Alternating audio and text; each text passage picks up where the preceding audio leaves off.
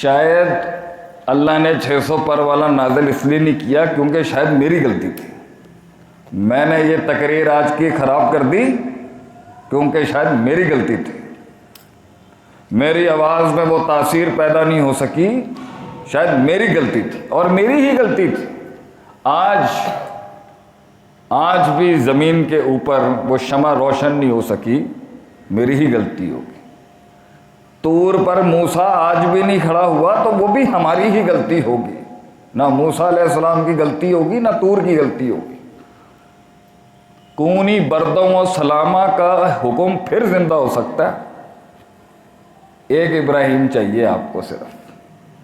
تو یہ ہماری غلطی ہے کہ معاملے ٹھیک نہیں ہیں، رشتے ٹھیک نہیں ہیں، شاگرد امام بن نہیں رہے، امام قیادتیں سنبھال نہیں رہے، بیویاں قائم میں نہیں ہیں، ماں باپ کو بات سمجھ نہیں آ رہی، شریکہ ہم سے راضی نہیں ہیں، دشمن دوستیوں میں کنورٹ نہیں ہو رہے، دوست سجن بن نہیں رہے، سجن بازو بن نہیں رہے، لوگ ہمیں سمجھ نہیں رہے، لوگوں ہمیں وہ اس گیت کو وہ الفاظ نہیں مل رہے، ان احساسات کو وہ جملہ اور کلام نہیں مل رہے. یہ ہماری غلطی ہے. جب تک آپ دوسروں پہ کوستے رہیں گے نا گل نہیں بننی. تو پہلا بڑا اصول کامیابی کا جو ہے وہ لوگ اپنے اندر جھانکتے تھے ہمیشہ، یار مجھ سے ہی کوئی غلطی ہوئی ہوگی، میں نے کوئی کام خراب کر دیا ہے جو آج اس طریقے سے اللہ نے سنت نہیں پوری کی جیسے وہ صدیوں سے کرتا آ رہا ہے. تو یہ بلیم گیم جو ہے نا امت میں بہت چل رہا ہے آج کل.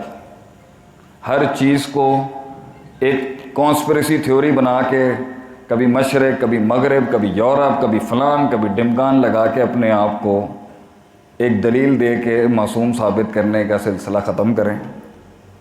آج ہماری امت کا بھی جو حال ہے، ہم ذمہ دار ہیں. غیروں کو کیا کوسنا، ہم نے کیا ہے، ہم ذمہ دار ہیں. جب ہم ذمہ دار ہوں گے تو ہم ٹھیک بھی کر لیں گے.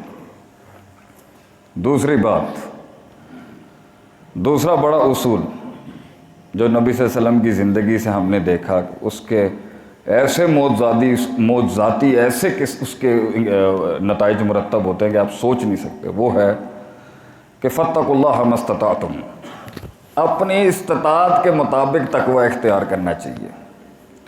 اس سے بڑے استنباط نکل سکتے ہیں، لیکن بڑا اصول یہی ہے کہ جتنی اپنی اندر کی اوقات، حیثیت اور قد ہو نا، بات بھی اتنی کرنی. بات اور خواب بڑا دیکھے آدمی، لیکن جب تجرہ کرے نا کسی میدان کے اندر، جب قدم بڑھائے تو استطاعتوں کو زیر غور رکھ کے کام کرے.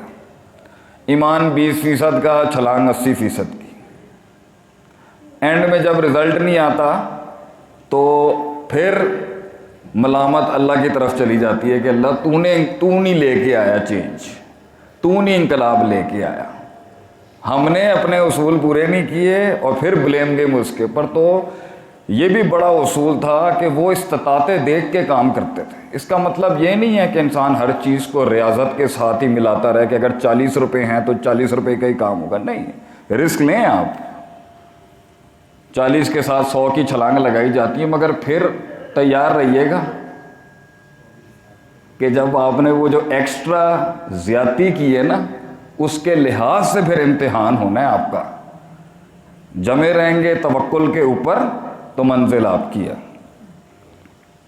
یا تو لیں نہیں، اور اگر آگے جانا ہے تو پھر فَإِذَا عَزَمْتَ فَتَوَكَّلْ عَلَى اللَّهِ. یہ اصول کھڑا رہے گا وہاں پر. پھر توکل نہیں چھوڑنا آپ نے.